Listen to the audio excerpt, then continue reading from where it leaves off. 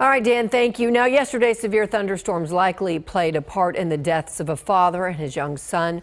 Corey Saunders and his 5-year-old son Nathan were duck hunting early yesterday when the storms rolled through.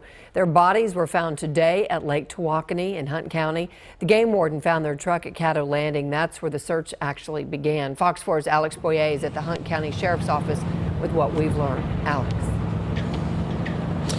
Yeah, Heather, just a very sad story. A short time ago, the medical examiner determined that little Nathan died as a result of accidental drowning. His father's autopsy is still pending. A game warden says this is the first time that the father and son had gone out duck hunting together. They were in a new, unfamiliar boat when they got caught in the middle of a storm, and I'm told that neither one was wearing a life jacket.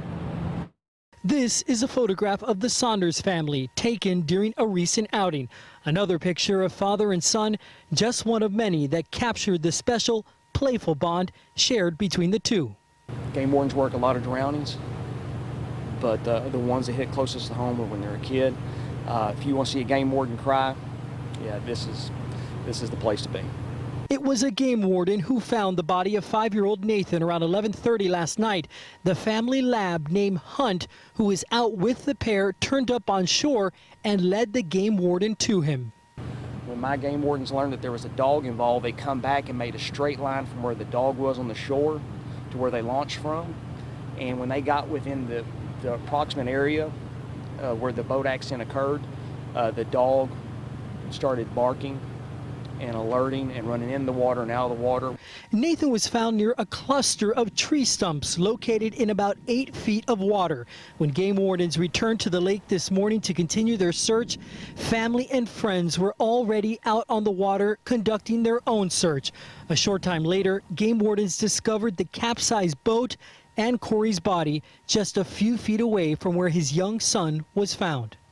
The investigation determined that Corey Saunders and Nathan Saunders, neither one, were wearing life jackets when their bodies were found. And the game warden tells me that had they been wearing life jackets, he believes that we would not be here telling this story today. Now, a life jacket, I can tell you, was found near the debris, but again, investigators don't know if that life jacket came from that boat. Meanwhile, game wardens discovered a lot of debris around that boat, including a lot of hunting equipment, and believe that that small 10-foot boat may have been overloaded with gear. Heather? All right, so Alex, you mentioned the tree stumps. Are the wardens or officials talking about any other characteristics of this part of the lake that may have played a role in this? Yeah, absolutely, Heather.